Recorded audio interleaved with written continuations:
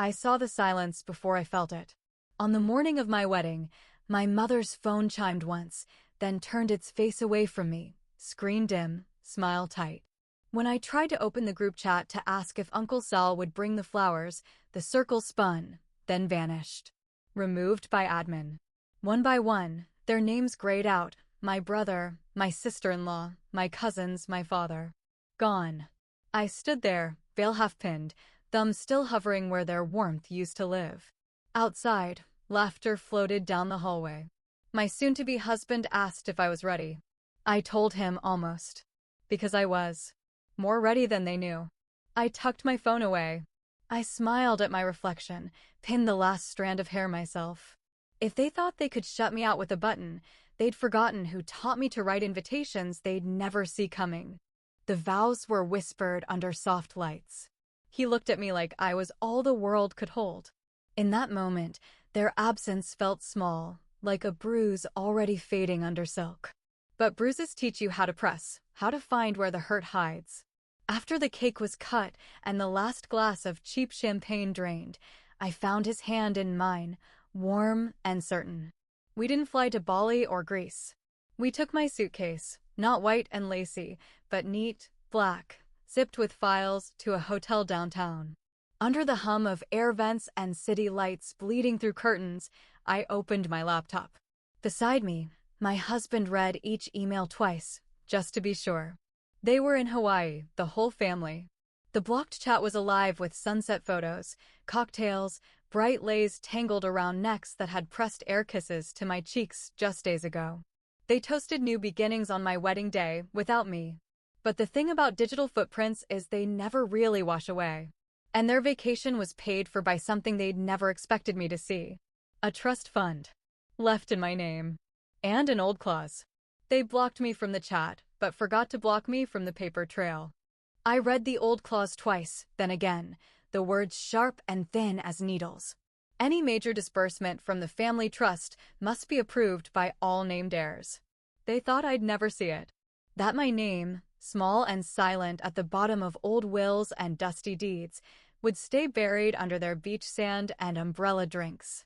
I remembered my father's hand brushing mine away when I was 16, reaching for the trust papers. "This isn't for you, sweetheart." I remembered my mother's bright smile hiding locked drawers. Now they lounged on Waikiki's white edge, and every pina colada they ordered, every sweet they booked, it all dripped through that clause like salt water through cracked wood. I turned to my husband, my partner in more than vows. He read the line out loud, voice soft enough to keep my pulse calm. "They never asked your permission." I pressed my palm over his heart, steady, loyal, unafraid. We didn't toast. We signed. A few polite calls. A lawyer who still owed my grandmother a favor. One paper becoming 10, each page gathering my silence into something solid. While they drank away sunsets, I placed a single hold on a single account. When the sun rose for them, they'd find the tide had taken more than sand. The letter arrived on a Thursday. A thin envelope, tucked among glossy brochures for cruises they never invited me on. I almost laughed when I saw the return address. The lawyer my father trusted more than any of us, a man who knew how to nod and look away. Inside, a single sheet. Polite. Cold. An inquiry about the cabin, the one by the gray shore, where my mother taught me to swim but never stayed long enough to watch me learn. They needed my signature, it said, to release a lien for future family developments. I held the paper under the kitchen light. My husband watched me read it twice, 3 times, the corners softening between my fingers. Then he poured me tea and said nothing. Silence is sharp when you keep it warm. At dawn, I opened the drawer where I kept things they forgot I owned. The old deed, my name scrawled in a corner like a child's secret. The trust papers, brittle but intact. A note my grandfather once tucked in my pocket at a funeral: "When they forget you, remember yourself." By noon, I had spoken to no one. By dusk, the lawyer's line rang and rang. No answer. They were at the beach house already, no doubt, planning new photos. New smiles under new sun. I slept that night with the envelope under my pillow. Outside, the streetlight flickered like a watchful eye. My husband's hand rested on my back, steady, silent. When I finally drifted under, I dreamed of tide pools, calm surfaces, dark depths. They thought the tide only obeyed them. They never asked what happens when the tide turns.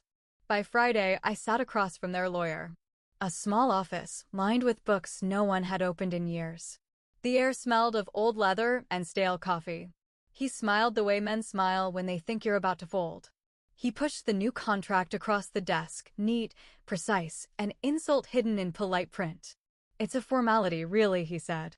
"Your signature makes it cleaner for the family. You understand." I did. I understood so well that my silence made him fidget. I ran my fingertip over the line where they wanted me to sign my name away. I read every word twice. Then I pulled a second envelope from my bag. Thicker, heavier. My own contract. I watched him skim the first page. His smile slipped at page 3. By page 5, his pen tapped the table, a nervous heartbeat echoing in the quiet. "You can't do this," he whispered, almost to himself. I didn't reply. I just let him see the notarized copy of the original deed, the one that gave me sole rights when my grandfather passed. I let him read the clause that said I could reclaim it at any time if they ever defaulted. And the letter from the bank confirming that they had. All those trips to Hawaii cost more than they thought. "I'm not here to sign," I said softly, so softly that he leaned closer to hear. "I'm here to take back what's mine." I rose, took my contract, left his draft behind on the polished wood, a ghost of the life they thought they'd spend without me. Outside, the sky was the color of pewter, but the sea beyond it was calm.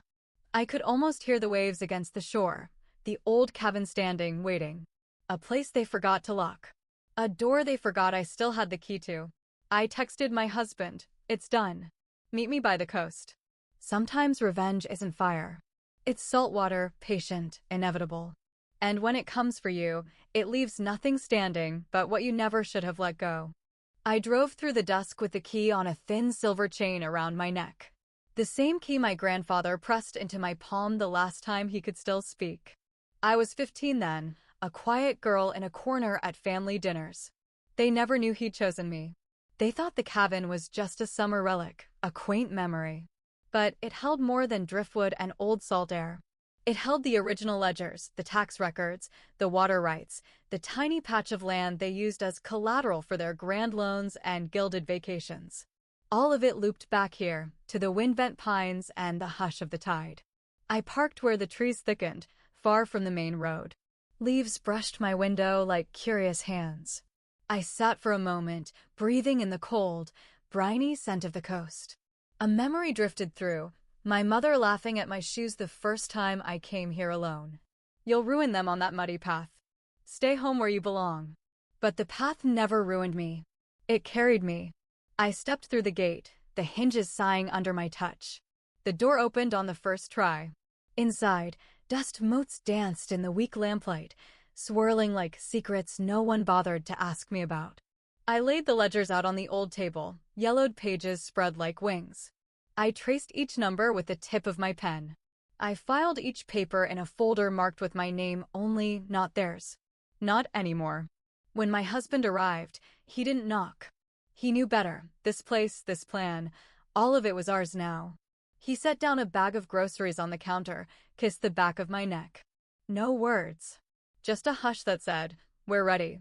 Outside, the tide crept closer, steady and sure. Inside, I pressed my thumb to the final document, sealing what they thought was lost to memory. Tomorrow, they'd wake to find their world smaller by acres of sand, by water rights, by the only land that could save them from their debts. Tomorrow, the shore would belong to the quiet girl they'd left out of the family photos.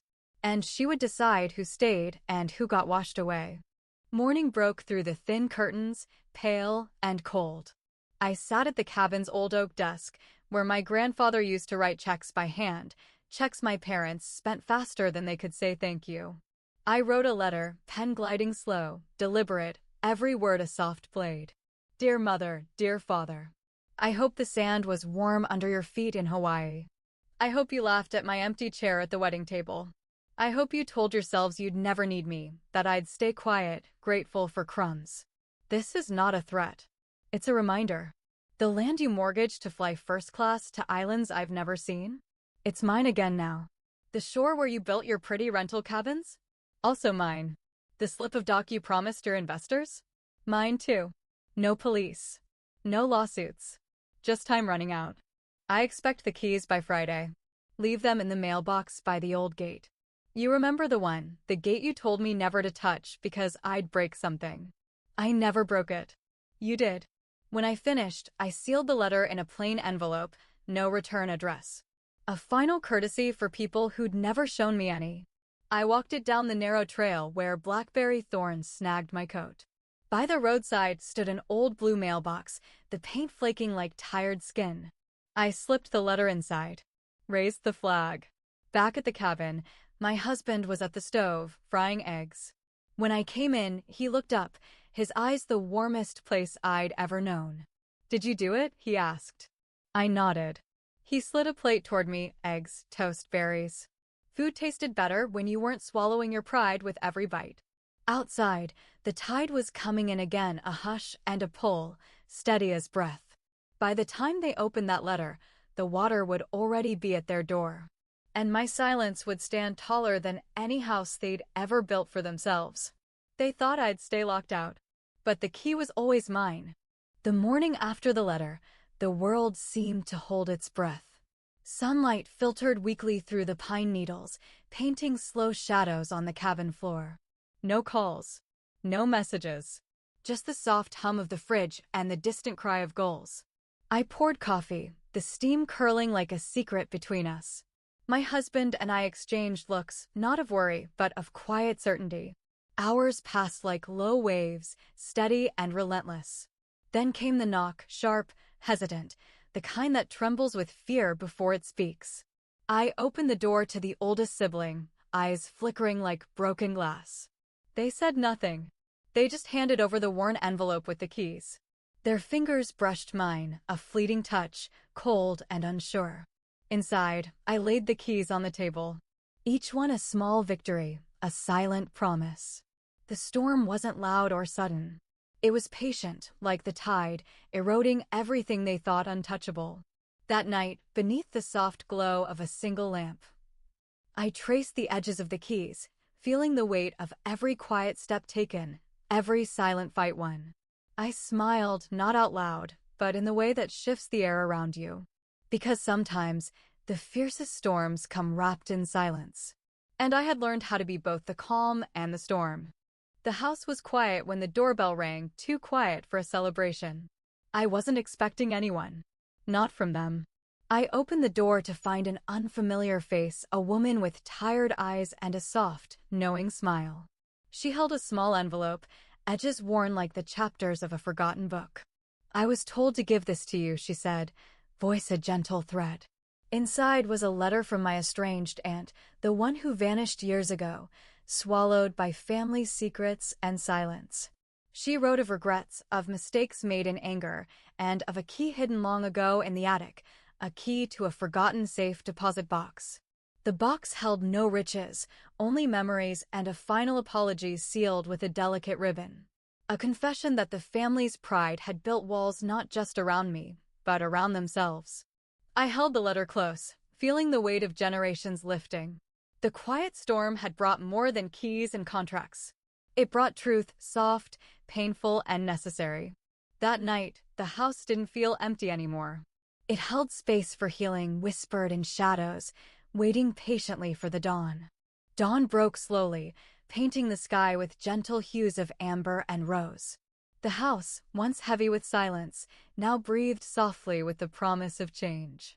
I stood by the window, watching the first light stretch across the fields, the same fields my family once claimed, now mine to tend and nurture. My husband's hand found mine, steady, warm, unyielding. No grand speeches, no shouted victories, just the quiet understanding that comes after storms. We opened the attic door together, dust motes dancing in the sunbeams. Inside, the forgotten key lay resting on an old wooden box, a symbol not of wealth, but of reclaimed trust. With each step forward, the past loosened its grip, and the future grew wider, full of soft laughter, shared dreams, and unspoken promises. They had tried to lock me out, but I had the key all along. Not just to their land, but to my own story. And now, at last, I was home.